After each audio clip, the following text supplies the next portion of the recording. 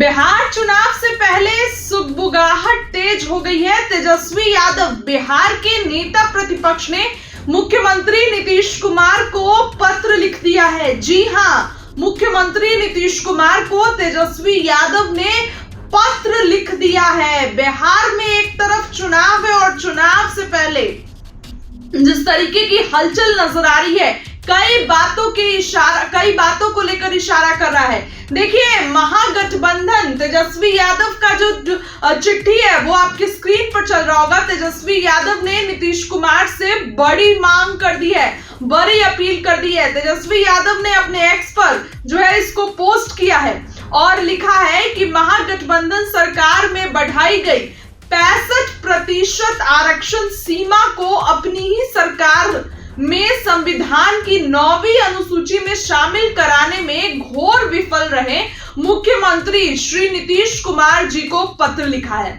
वो आगे कहते हैं, बाकी हमने जो करना है वो तो हम करेंगे। दलित, आदिवासी, पिछड़ा, अति पिछड़ा वर्गों का वोट लेकर आरएसएस बीजेपी की पालकी ढो रहे अवसरवादी सुविधा भोगी नेताओं को भी बिहार की न्याय प्रिय जनता के साथ अच्छे से समझेंगे। तेजस्वी यादव ने देखिए ट्वीट कर दिया है, सुबह सुबह मुख्यमंत्री नीतीश कुमार को पत्र लिख दिया है।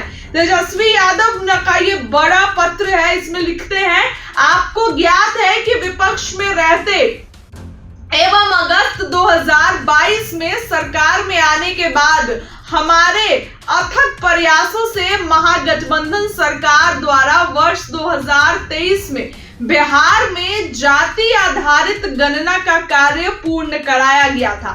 गणना उपरांत राज्य की विभिन्न जातियों की जनसंख्या एवं सामाजिक आर्थिक स्थिति के आधार पर विधेयक पारित कराकर राज्य के पिछड़े, अति पिछड़े, अनुसूचित जाति, अनुसूचित जनजाति के लिए आरक्षण की सीमा 65% तथा आर्थिक रूप से कमजोर वर्गों के लिए 10% आरक्षण का प्रावधान किया।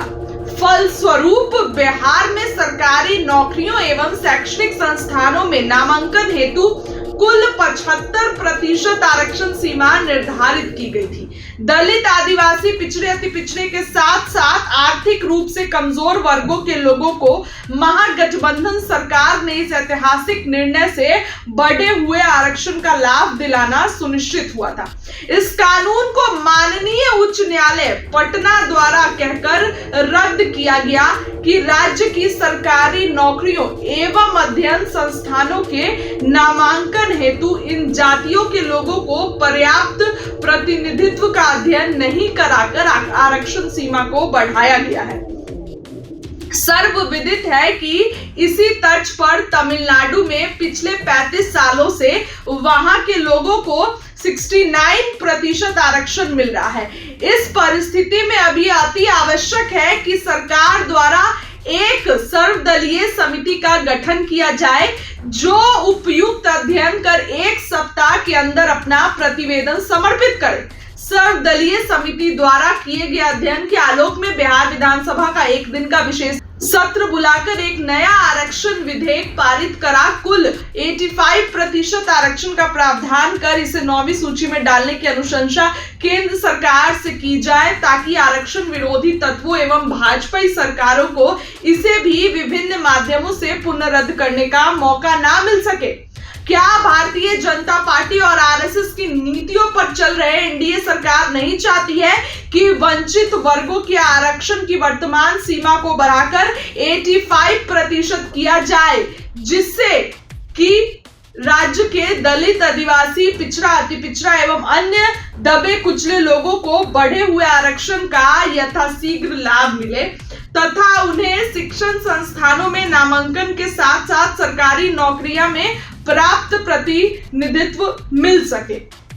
तेजस्वी यादव ने आगे लिखते हैं, मुख्यमंत्री, माननीय मुख्यमंत्री जी, अगर आप ऐसा नहीं करते हैं तो ये समझा जाएगी आप और आपकी सरकार जानबूझकर इस मामले को लटका और भटका रही है। आपको मालूम है कि 17 महीनों की महागठबंधन सरकार के दौरान लाखों नौकरियां दी गई तथा 3,50,000 नौकरियां प्रक्रियाधीन की गई। हमारी सरकार द्वारा बढ़ाए गए अतिरिक्त 16% आरक्षण का लाभ नहीं मिलने की वजह से दलित, आदिवासी, पिछड़े, अति पिछड़े अभ्यर्थियों को प्रक्रियाधीन नियुक्तियों में लाखों नौकरियों का नुकसान हो रहा है, जो आरक्षण एवं समानता की अवधारणा तथा उस विधेयक के उद्देश्यों के साथ खिलवाड़ है। तेजस्वी यादव ने ये पूरा ट्वीट किया, जो लेटर है वो निकाला है, लिखा है मुख्यमंत्री को। आगे लिखते हैं, आग्रह है कि यथाशीघ्र सर्वदलीय समिति का गठन करते हुए बिहार विधानसभा का एक दिन का विशेष सत्र बुलाएं,